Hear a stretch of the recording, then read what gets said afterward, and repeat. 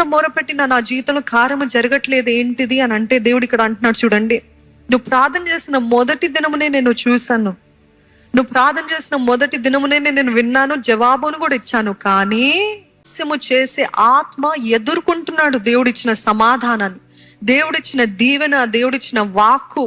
ఆయన వాక్యం ఒక్కసారి వచ్చింది అనుకోండి, అది మరలక, అది తన కార్యం జరిగించక మరలా ఆయన దగ్గరికి పోదు అని ఆయన వాక్యం తెలియజేస్తుంది. అవునా?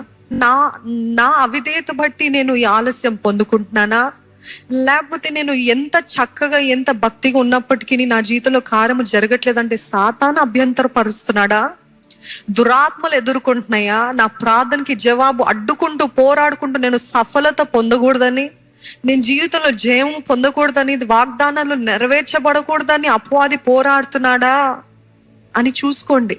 నిలిచివేయబడతాము ఈ ఆలస్యం బట్టి. ఇంకొకటి మన జీవితంలో జరుగుతుంది, వెనకంజి వేస్తాము, వెనక్కి మల్లుతాము, ఇంకా వెనకగా దిగజారిపోతూ ఉంటాము ఈ ఆలస్యం బట్టి. ఎవరు ఆటంకపరచనివ్వకండి. ఏది అది మీరు కాకూడదు, అది అపవాది కాకూడదు. అంతగా పోరాడాలి.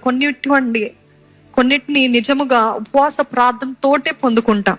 కొన్ని సులభంగా వస్తాయి, కానీ చాలా మటుకి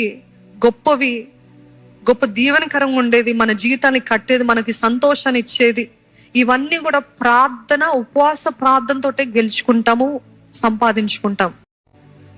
నా తప్పే, నా వల్లనే అవ్వట్లేదు, లేకపోతే నా జీవితంలో బ్లెస్సింగ్ లేదేమో, నా జీవితంలో ఎటువంటి ఆశీర్వాదం లేదేమో, నా జీవితమే కర్స్డ్ జీవితమేమో, శాపగ్రస్తమైన జీవితం, పుట్టుకనే నా తలరాత అంటారు కదా మన దేశంలో,